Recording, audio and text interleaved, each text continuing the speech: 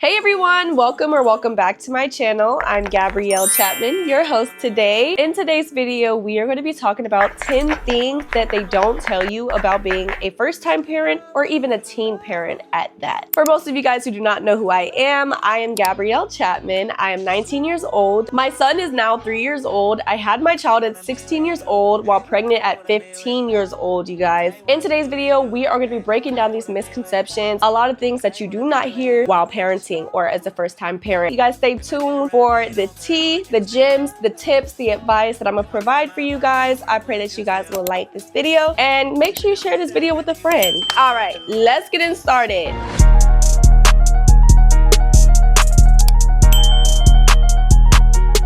Y'all don't mind the incense that's coming into the camera.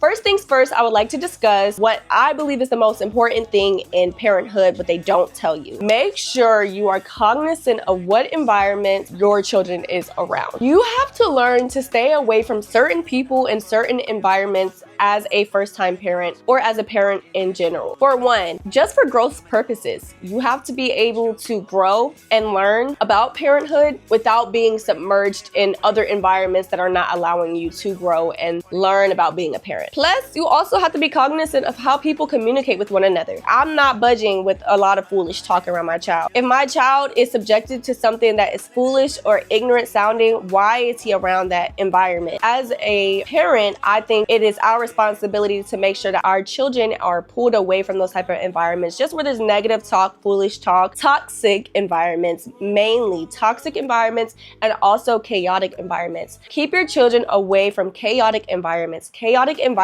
for one, as an adult, me personally, I can't be in chaos because I can't even think right. So imagine if as an adult, that's how you think. As a child, they're thinking like, this is how life is supposed to be. But when they get older, they're like, I can't function, I can't do this at all because their life is so chaotic. So try to minimize your child being in toxic and chaotic environments. It's not necessary. 2, children will mimic you. So you have to be cognizant of what you say, what you do, how you treat people, because children are looking at you. Even watch your language. I had to get away from so many people that were constantly cussing. Overall, children are watching your every move. So if you cussing, if you acting all crazy, if you fighting as an adult, as a parent, and you cussing, arguing, doing all of that, your child is watching you. Therefore, if your child is watching you, your child is gonna grow up to do the exact same thing that they saw you do. And that's how you create that generational curse, because it just keeps on going and going and going. Let's break the cycle and let's stop doing all of that in front of our children, because our children don't need to be subjected to the chaos and the confusion either. Okay? Okay. Number 3. Think about your children in every decision you make, okay? This is something that I had to learn, like quick, okay? Do not allow people to make executive decisions about your child or about your children. People will try to step in and think that they're the parent. You're not the parent, I'm the parent. Or whoever's watching this is the parent. Grandparent, auntie, whoever. Do not allow anybody other than yourself, even if you're a single teen mom or if you're co-parenting with the dad, do not allow others to make executive decisions for your child. Just because you are young, that does not mean that you cannot make decisions for yourself. Be your own boss, be who you are, and learn to be the parent that you need to be. You will make mistakes, but that doesn't mean that you got to sit there and bow down to what everybody is telling you. Absolutely not. You are the parent. Okay? Okay, so this next one, number 4. Feel free to seek knowledge and also be open to receiving guidance, but don't listen to everybody when it pertains to your children. Have a mind of your own. All having everybody's opinions and thoughts in your head is only going to confuse you. I had to learn this real quick because I've noticed when a lot of people were telling me from this and this and this and this and this and this, I was genuinely confused and not knowing how to operate when it came to my child and my lifestyle. Stop listening to everything that somebody says. Stop allowing your brain to go 50 miles per hour trying to understand what everybody's saying to you. What's good for you, you gonna know, okay? But what's not good for you, that doesn't serve you any purpose, disregard it. You don't need that, no. Also, remember, not every piece of advice is good advice. People will say something. I remember like people used to come to me saying, you should do this or you should do that. Hold on, how you gonna tell me what I should? You feel what I'm saying? And it's people that are not parents telling you what you should do. But what I realized is if you're not a parent, you can't relate or put yourself in my shoes. Therefore, the sacrifices that you have to make as a parent, You can't go along with what everybody else is telling you that is not a parent. You have to seek guidance. You have to be open to seeking guidance from people that are parents. They will let you know, like, hey, you should probably do something like this, because they may have gone down the same route. But don't listen to your friends who don't have children. Don't listen to the cousins who got the big mouths. Just because they talking don't mean that you gotta listen to what they saying, for real. Nobody but you are being held responsible for your children. So make sure that every decision that you make, your child is thought of. Every decision that you make, your child is well taken care of, because you cannot trust people. I'm so sorry. You cannot trust people. You just can't. Do not leave your child with anybody just because you want to go do blah, blah, blah. As parents, you have to make a sacrifice. You have to be able to fluctuate with life. Okay, I'm sorry. But as a parent, you just gonna have to, you're gonna have to put on your gear for real. Because parenting really does come with responsibility and humbling, and also maturity.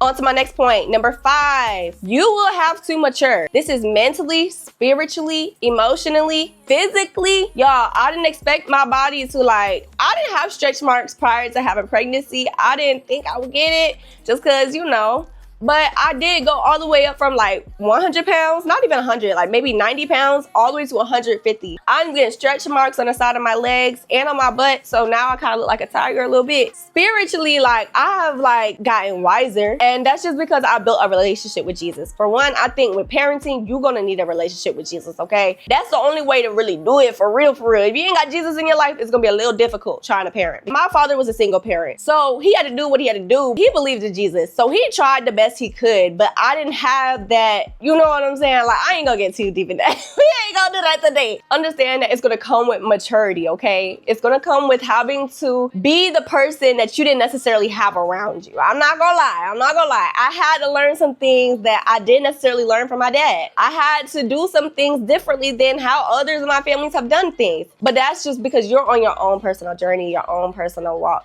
So there's that. Also, mentally, y'all, when I tell you, I used to cry my heart out every day after having my child. I was so exhausted. I was so depressed. I was so a lot of things, okay? Postpartum depression really got to me so bad. But now I will say I am definitely mentally stable. You have to create peace around you in order to reach this mental stability. Because if you don't, I promise you it's gonna make parenting 10 times harder. So you just gotta be mentally stable in order to be a parent. And my personal opinion, children are only just watching what you do. And so if I was sitting there acting all crazy out of my mind, my child is gonna be confused. They're not gonna get the comfort and the love that they need by their parents, because the parent is not being the parent. The parent is not being mature. The parent is not, you know what I'm saying? So I think it's necessary that I am being mature. Even though I want to cry, I'm gonna wait till I get my prayer closet. I don't typically do that type of stuff around my child, because I do have to have a sense and level of maturity. I don't want my child to see a broken mom. I just don't want him to see that. And you should neither want to see that for your child. It's kind of traumatic for your child to see a parent so broken, or a parent caught up in some stuff. I've had my experience, which we'll get into in another video, y'all, but my testimony is so powerful, and I would definitely love to share it with y'all. But I've had my time of that, and I learned my lesson. This ain't what the game you want to play, especially when you have a child. You have to be mentally mature. You also have to be emotionally mature as well, because even when your child is for instance, they scrape themselves on the ground, they're gonna hurt themselves. You can't just sit there and just, you all right? No, you want to make sure your child is okay. Hey, baby, you okay? I personally am the mother. If my child has a scar on his face, or if he has a scar on his leg, what happened? What's going on? I'm very much emotionally available for my child. I want him to know, I actually care. So that's why I say you're gonna have to mature, mentally, physically, emotionally. A lot of things that your parents pulled on you, or your grandparents pulled on you, you can't do the same thing to your children, because you have to understand that, again, these are curses and generational things that will just keep on going down the line if you're not careful. So it's important that we break these curses, and then you try to proceed the best way that you can possible, because I don't want to repeat patterns and behaviors that just don't serve me or my children well. We stayed on that topic a little too long, but let's move on to the next one. Number 6, give reprimands to your children, okay? In other words, discipline them. Honestly, this is one of the biggest controversial things people talk about. The biggest thing for me is I was disciplined. I was reprimanded when I didn't do something right. Parents shouldn't let things slide just because the parent don't want to really parent. The parent needs to discipline or reprimand their child in order for their child to grow and learn the way they should. This is to let them know that you are disapproving of the behavior that they are doing. So make sure that you are reprimanding your child. This doesn't always look like you whipping your child. This could also mean taking their iPad away, putting them in the corner, like giving them some time to think about what they done did. Or no playtime. You ain't going outside today, baby. You know what I'm saying? It's going to be a consequence to you, but understand I'm only doing this for your greater good. Now I'm going to get into some scripture because y'all know me. I love the scripture down. Okay. So the Bible tells us to train up a child in the way they should go, so when they grow older, they do not depart from it. That's something my dad has always instilled in me since a kid. He says, I'm training y'all up in the way that you should go. So yes, I'm going to whip you. Yes, I'm going to reprimand you because I want you to understand that that's not the right way. You're not going to always do everything right, but I'm not going to allow you to think that everything that you're doing is right. Absolutely not. Because we all know, especially as adults, we know that life is not like that at all. It's a thing called reality, and there is right and there is wrong. There is good and there is bad. I'm not going to allow you to think that what you're doing is okay. The Bible also says, discipline your son and he will give you rest. He will delight your heart. So again, what you're putting into your child, you will get back. You reap what you sow, babes. So understand, you have to sow these good seeds. You have to sow into your child positive things. Reprimanding or giving your child a consequence is helping them. I promise you. The Bible also says in Proverbs 23:13-15, do not withhold discipline from your child. If you strike him with a rod, he will not die. Okay, so it's not like you harming your child. You're not killing your child, okay? But it says, if you strike him with the rod, you will save his soul from Sheol. You're saving your child from hellfire, okay? And I mean this in the best way possible because, again, when you're an adult, you reach something called reality. So if you try some mess and you thinking that what you doing is okay, especially in this lifetime, people don't play like that. You have to know what's right and what's wrong. So yes, I'm going to reprimand you, and that's not right what you're doing, okay? Topic number 7, you cannot trust everybody around your baby. I'm so sorry. Let me say it again for the people in the back that didn't hear me. You cannot trust everybody around your baby. I do not care if it's family, if it's friends, if it's your girlfriend that you had, y'all been together for 9 years, 10 years, baby, I do not care, okay? Do not trust everybody with your baby. You can't. Energy is real. The Bible tells us that bad company ruins good morals. So if my child is around somebody who's bad, my child will become just like the person they are hanging around. Absolutely not. I want to know what's being put and instilled into my child. And if I'm not aware of what's being instilled into my child, then I'm going to have to suffer later because I don't know what this is or what spirit that got into my child because of him or her being subjected to something that they had no business being subjected to. Not only that, but also people do not have good intentions set out for you or your child. Absolutely not. So what I do is withdraw myself from people that I know are not serving me well. So if I do that for myself, my child needs the same limitations and boundaries. I just don't. And family especially know that I don't play about my child being around. No. So a lot of these teen mothers, like, I recommend that you do not trust your child with everybody. And I know sometimes you want to go out and you want to go have fun. You have to make that sacrifice because you just can't trust everybody. Not everybody has the right intentions out for your child. And sometimes, and I've learned this growing up, people are trying to sabotage your children. So watch out. Because I'm telling you, like, sabotage be real, but they don't understand when the children are older. The Bible says what the enemy intended for evil, God meant for good. So even when they do try this, trust and believe. You got to trust God that everything is working out for the good. Although you can easily prevent people from trying to sabotage your children, okay? I'll tell you that much. But they're not doing but so much because the Bible says no weapon formed against you or your children shall prosper. So keep that in mind as well. And hold on, I'm sorry. I got another point. Okay, what's normal to them may not be normal to you. So they could put your child in something that they think is okay, but you're in your mind, like, as an adult, like, hold on, that ain't right. Like, nah, like, my child need to come with me because I don't know what that is. That's not normal. But in their minds, they probably think it's normal because that's what they've done all their lives. But you cannot, again, subject yourself to what they got going on or your children. There are just some things as a mother that's just not acceptable. Number 8, dress your children properly when they going out, okay? Save yourself the embarrassment. How you dress your children is a reflection of you. So if your child is looking busted up with some tears in their shirt and their shorts, blah, blah, blah, I'm gonna think your child is a hobo. No shade. I'm just saying, why is the parent sending their child out with rips in their thing, their socks have holes in it? No. Also, another thing that I think is relevant, not only just, clothing, but also hygiene wise. Your child should have their teeth brushed, their face moisturized, their skin moisturized, the smell goods, all the way head to toe. They should be fresh, okay? Bathe your children. Don't just put no clothes on your children thinking that they good for the day. You can easily smell a fresh child versus a not so fresh child.